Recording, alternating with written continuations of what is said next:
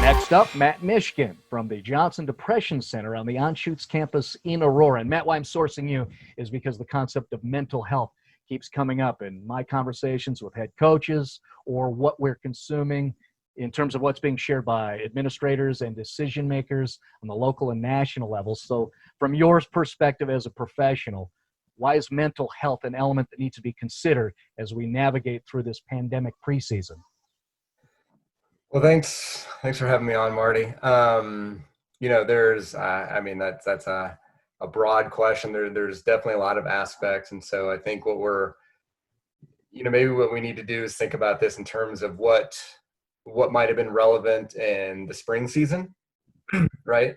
Now in summer, as we've got some practices maybe starting up, and you've got other sort of sports going on, and then what we might see in the fall. And again, we can't predict anything, but we can certainly talk about what we know is important about mental health and the role that athletics play in that, and the role that sort of being a part of a team and an organization and something that has broader meaning than oneself, and what the roles are with that. So let's talk about spring a little bit. I think especially for high school and college athletes, and especially your seniors, for a lot of them, this was maybe their last hurrah, their last time that they would really be a part of a team in this kind of an aspect, and now they're not, right? And so I think what we've seen is a lot of folks kind of looking at that, and not to be too morbid about it, but there's a sense of loss, a sense of mourning.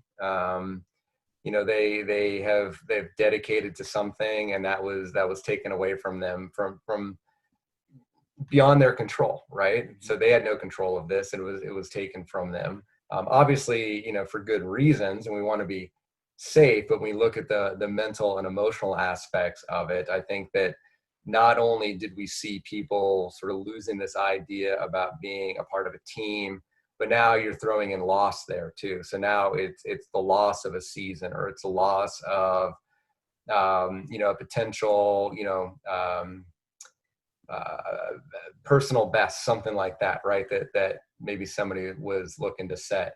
And so you have to also deal with that sense of loss right now, and that idea about mourning. And what we know from a mental health perspective, again, the value for sports is huge. I mean, the value for just working out in general and its impact on mental health, it's a highly positive thing for mental health.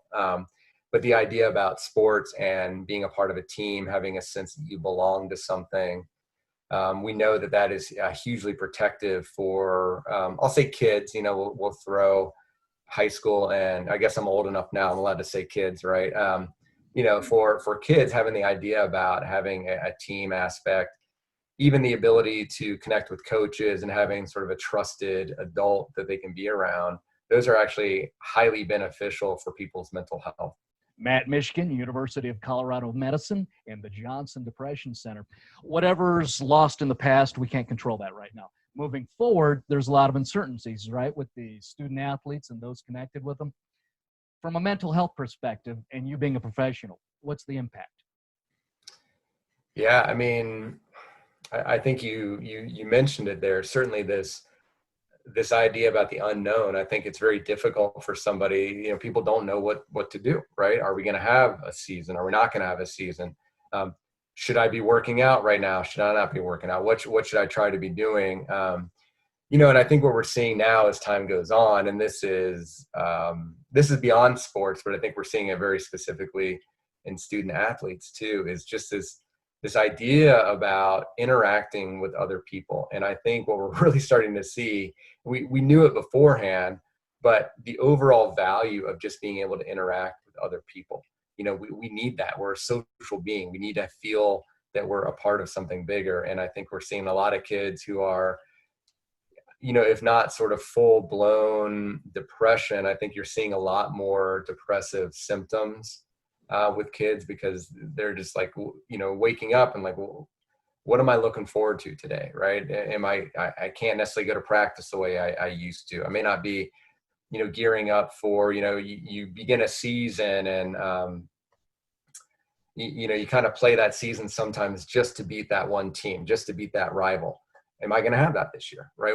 What are we going to have? And then you start to look at even just sort of general, community and societal things too, is, even if you're not playing the sport, other people look forward to that too. It's another way to socialize. It's another way to find meaning beyond yourself. It's another way to go and do something and to cheer on a team, and you take on the aspect of that team. And I think that has deep meaning. One of the things that we've seen gets beyond the athletes too, and starting to get to the parents. And this goes back to what I was saying in the fall, and I think, we may see it as well, is a sense of loss from the parents too. If your kid is in high school, a senior, whatever it is, you've been there for 12 years with them too. You've driven them to practices. You've seen the ups, you've seen the downs, you've been through injuries, you've been through all of this with your kid too. And so now suddenly you were looking forward to this thing. You were looking forward to watching your kid perform and do something, and that is gone from a parent as well. And maybe you're the team parent. You're the one who's responsible for bringing other people together. And so that aspect of it is gone as well. So, really, I think a lot of the theme that I'm probably beating a dead horse around right now is just this sense of belongingness, and this sense that, bringing people together again for something much bigger than themselves has a huge benefit for our mental wellness. It's one of, if you look at, there's a suicide theory, and I'm not necessarily trying to jump to suicide right now, but I think it's interesting to think about. And, people always focus on, okay, depression, anxiety, things like that. And those are risk factors. But what we know is that people who are really more at risk for suicide, there's a few things that go into it, but two of them is this idea that you might be a burden to other people. And I'm not so sure that we're seeing that necessarily, but the other aspect of it is this idea about lost belongingness. So the academic term is thwarted belongingness. It's very difficult for me to say, but, and so if you look at that and you think about that as being something that leads to, one of our most negative aspects of things that are associated with mental health, which is suicide, this idea about loss of belongingness. And I think that's what we're starting to see from a lot of people. And again, this is with the student athlete, right, with the parents. And like you said, you're even talking and expanding that it's not just the student athletes themselves, it's the supporters. Again, I wouldn't be sourcing you if I wasn't having these kind of conversations come up when I'm talking to head coaches, athletic directors, and athletes, right? It's bigger than just coaches are feeling it too, and interestingly, I've not talked to any referees about it, but a lot of referees and a lot of your really good referees, they're honestly out there, I think, to make the game better. And, when I've watched and my own kids, the good referees I've seen are the ones who will call a penalty on a kid and then explain it to the kid, right? And so they're really trying to help them out too. And so I think you have people who, just in ways that you wouldn't even think about, are attached to maybe sports, right? They take value from it too. And so they're now not able to do what they actually like to do and what they're really loving to do. I mean, nobody goes into, I've been to enough, especially youth games, that, it takes a special person to be a referee, right?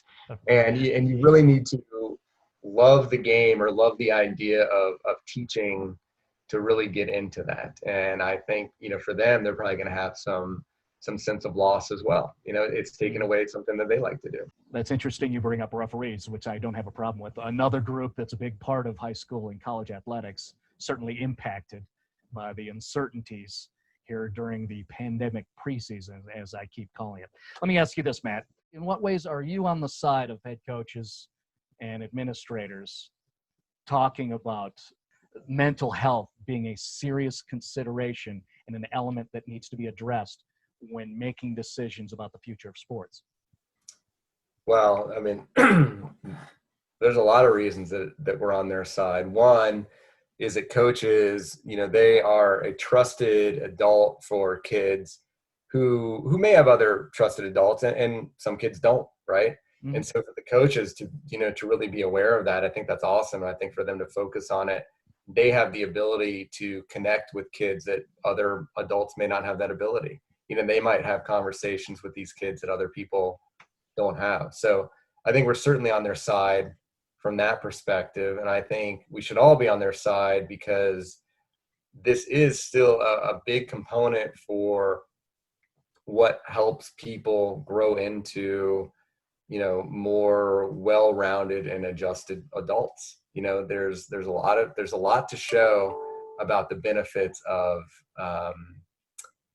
sports, of activities and things like that, and how it helps people. We talked a lot about them already. We're all in uncharted territory at this point. And I know, we really need to balance the physical health issues with COVID and, ongoing issues. We don't know what happens long-term with somebody who gets COVID. We're starting to get more information, but we don't know the long-term impact. So we always have to balance that. What I would love to be able to see is how we can start to think about how mental health and physical health also go together.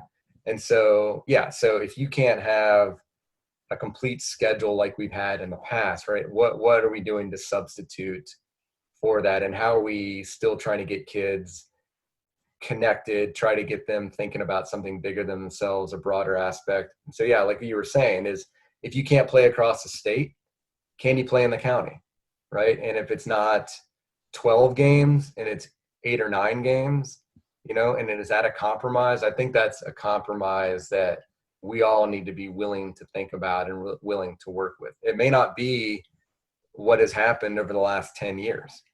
A lot of things aren't what's happened over the last 10 years right now.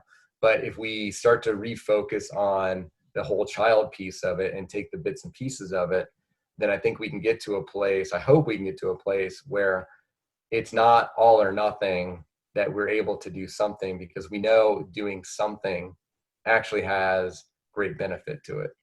Okay, well, let me work off what you're saying then. What you're suggesting is that if athletics are missing, there must be a substitute for student athletes and all those involved. Personally, my belief, and I would say this is not the belief of the organization, all that stuff, right? That's my disclaimer.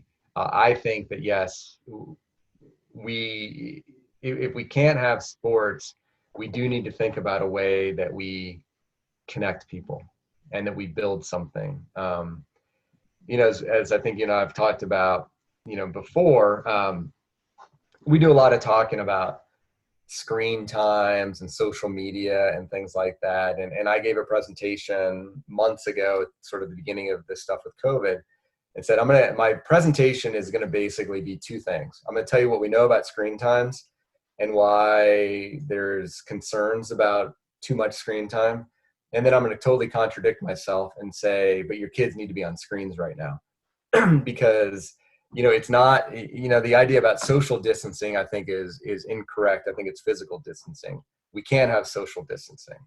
And, what we knew at the beginning of COVID and sort of in the spring is that for a lot of people, and a lot of people ran into fatigue with getting on screens and stuff, but that was our link. That was our one link to other people.